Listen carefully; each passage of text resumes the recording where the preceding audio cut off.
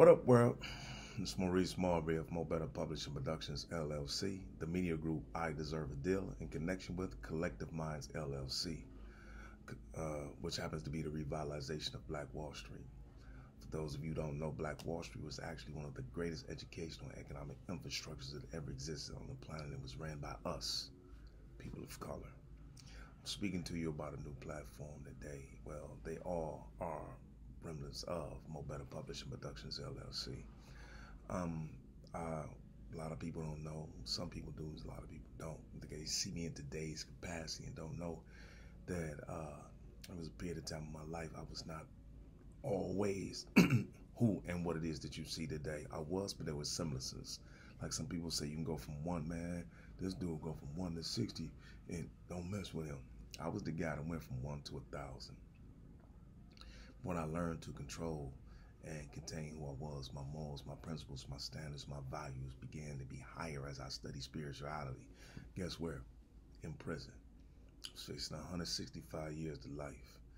A lot of people talk about being thugs, boss, gangsters, and things of that nature. It's what I was. It's what I live. I faced as much time as I did. I got caught with 5 keys, 100.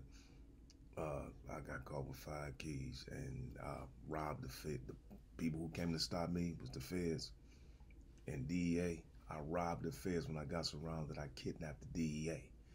You know what I'm saying? So that's why I looked at as much time as I did while I was incarcerated. I don't brag about anything that I say. I want you to look at why I became what I became. I want you to look at what that got me. I want you to look at what changed me. So I don't brag about what I was. I brag about the changes that I made to say that if I can do it, anybody can. You know, my book is just now coming out, I guess, by the graces of the Most High, because it was not something that I planned in the manner I wanted to do. My book was copyrighted in 1998.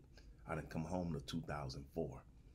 Then it didn't get printed until this month, October. Listen to the changes.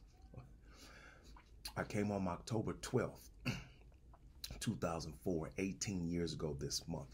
My book was printed October 20th, this month, 18 years ago. And I want you to think about it. My book is like an autobiography, but it's philosophical. It's not really the normal autobiography because I don't do anything really conventional. However, it's called Isolated Thoughts. Isolated Thoughts is from the mind of a convict. It's an inside and first-hand look at how and why some of us prisoners think, feel, act, and reacted the ways we do and or did before, while in and after prison, while even committing some of our crimes. We think just like you out there in societies. However, some of you, not all, have our thinking processes manipulated by both external and internal forces, and as well as synthetic products, drugs, alcohol, etc.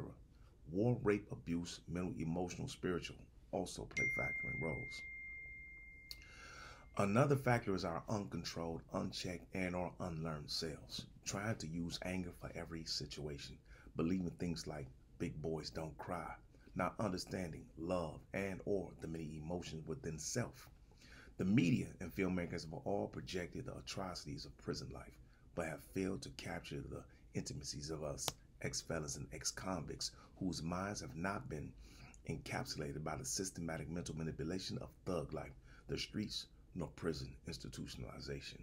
So I ask that you get this book and find out a little bit more about me that you didn't know about, and see if you like it. I'm a different kind of guy, and I explain that I am not one, but many of those who think like, were, and are like me. And I also want you to protect your children from becoming what I was.